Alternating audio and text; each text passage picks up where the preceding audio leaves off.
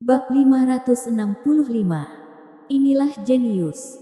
Meskipun Billion si agak gila, tapi tidak cukup gila untuk menjadi bodoh. Dia mengalahkan Negi Liao berkali-kali sebelumnya. Itu pun hanya membuat Negi Liao mengalami luka luar saja. Dan yang paling serius adalah membuatnya berbaring selama setengah bulan. Tidak pernah berpikir untuk menghancurkan dantian Negi Liao. Karena Roni Liao pasti akan menggila jika itu terjadi. Kini, Fone Zuang ingin dia menghancurkan dantian Negi Liao. Apa bedanya dengan meminta dia mati?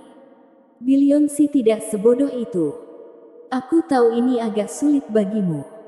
Tapi kalau kamu melakukannya, aku akan mengangkatmu sebagai putra angkatku. Dan semua sumber daya kultivasi sekte pedang kuno akan diprioritaskan untukmu. Ketika kamu sudah benar-benar dewasa nanti, aku juga bisa menyerahkan sekte pedang kuno padamu. Bagaimana? Bujuk Fone Zuang. Fone Zuang menunjukkan kemurahan hatinya. Billion si terdiam. Jelas sedang mempertimbangkan untung ruginya. Ini terlalu gila. Sekte pedang mistikku juga demikian. Meskipun gaya ilmu pedangmu yang kejam tidak cocok dengan sekteku, tapi aku bersedia menerimamu sebagai murid terakhir.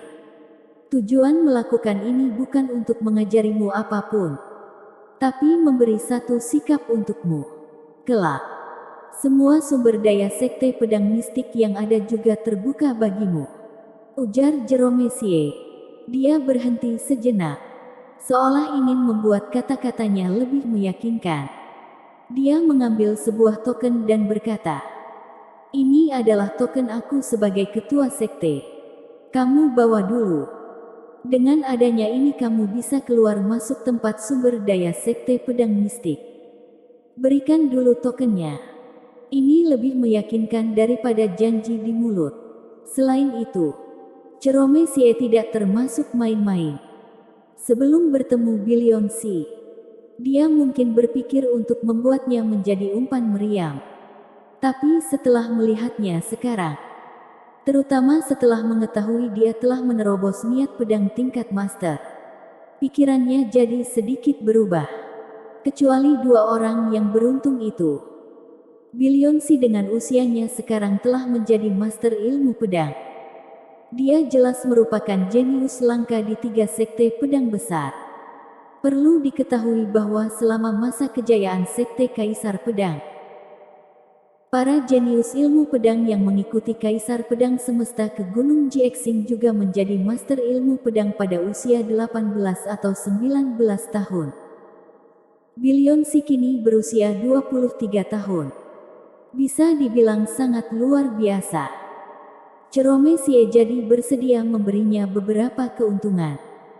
Billion Si memegang token tersebut dan hatinya tergerak. Fone Zuang juga menunjukkan sikap. Dia memberikan sebuah giok.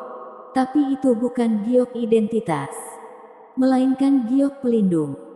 Yang kamu khawatirkan sekarang adalah Roni akan membunuhmu.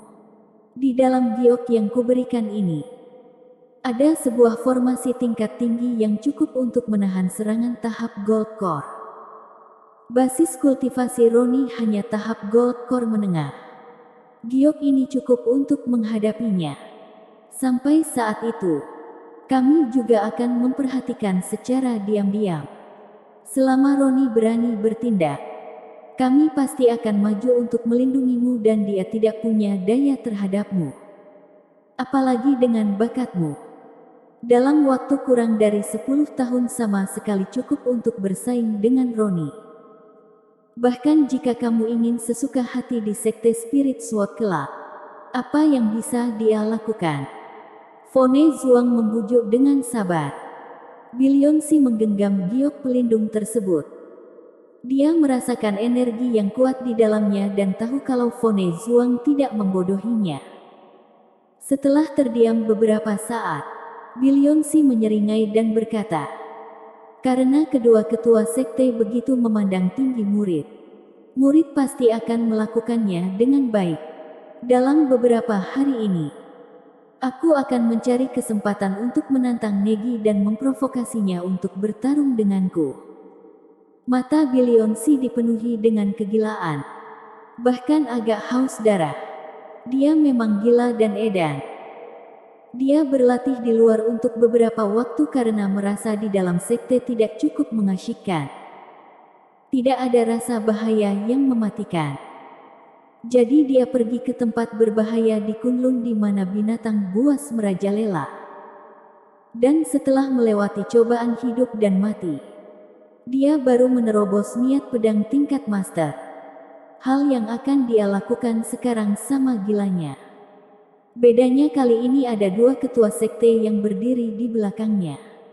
Setelah menerima janji dari kedua ketua sekte, dia dengan cepat menyetujui permintaan mereka. Membuat cacat Negi Liao hanyalah satu langkah kecil lagi dari sebelumnya. Bagi Billionsi, ini bukanlah hal yang sulit. Kebetulan dia juga sangat tidak senang karena Negi Liao mendapat manfaat dari warisan Kaisar Pedang. Sekarang ada kesempatan bagus. Kenapa tidak dilakukan? Beberapa hari telah berlalu. Sekte Spirit Sword di halaman sebuah tempat terpencil. Hanya suara desingan pedang yang terdengar di udara. Orang yang berlatih pedang tentu adalah jenius Louis Lu. Dia benar-benar hanya butuh beberapa hari untuk menghafal seni pedang kaisar yang lengkap dan mempraktikkannya dengan sangat lancar. Pertama kali, tidak terampil. Kedua kali, sudah jauh lebih baik. Ketiga kali, mulai lancar. Keempat kalinya, penjaga di luar gerbang yang bertanggung jawab melindungi Louis Lu tidak pernah pergi mengganggunya. Juga tidak curi-curi melihat ke dalam. Sampai hari ini, mendengar suara desing pedang yang datang dari halaman dan niat pedang kaisar yang lebih bebas. Akhirnya tanpa bisa menahan lagi, dia mengintip ke dalam tanpa mengganggu Louis Lu. Hanya melihat sekilas telah membuat pupilnya membesar. Dia melihat ayunan pedang Louis Lu. Anggun tapi tetap tajam. Dan cahaya pedang terang dalam bentuk bunga plum tiba-tiba mekar di depannya. Yang merupakan gerakan pedang kelima dalam seni pedang roh. Mata penjaga hampir saja copot karena ketakutan. Ini baru beberapa hari, tapi telah menguasai seni pedang roh sampai semahir ini. Bahkan itu adalah jurus pedang kelima. Yang berarti dia juga sudah mempelajari jurus lain sebelumnya. Jika itu orang lain, mungkin dasar jurus pertama saja masih belum dipahami dalam waktu sesingkat ini. Bakat ilmu pedang semacam ini sangat menakutkan. Dan layak menjadi orang terpilih untuk mendapatkan warisan Kaisar Pedang Semesta. Penjaga tersebut jadi tidak sabar untuk memberitahu kabar yang menggembirakan ini kepada Ronnie Liao. Setelah memperhatikan sebentar dan merasa tidak ada yang akan mengganggu Louis Lu, dia buru-buru pergi menemui Ronnie Liao. Dan setelah dia pergi, gaya pedang di tangan Louis Lu tiba-tiba berubah dan menjadi aneh. Itu adalah pedang mistik 13 dalam seni pedang mistik.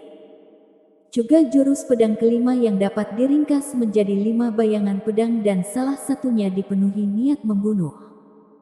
Kemudian teknik pedang berubah lagi. Hawa kuat mengalir keluar. Sebenarnya ini tidak sulit untuk dipahami. Bagi Louis Lu, yang dia latih adalah versi asli dari seni pedang kaisar. 3 gaya di dalamnya pada awalnya berasal dari sumber yang sama.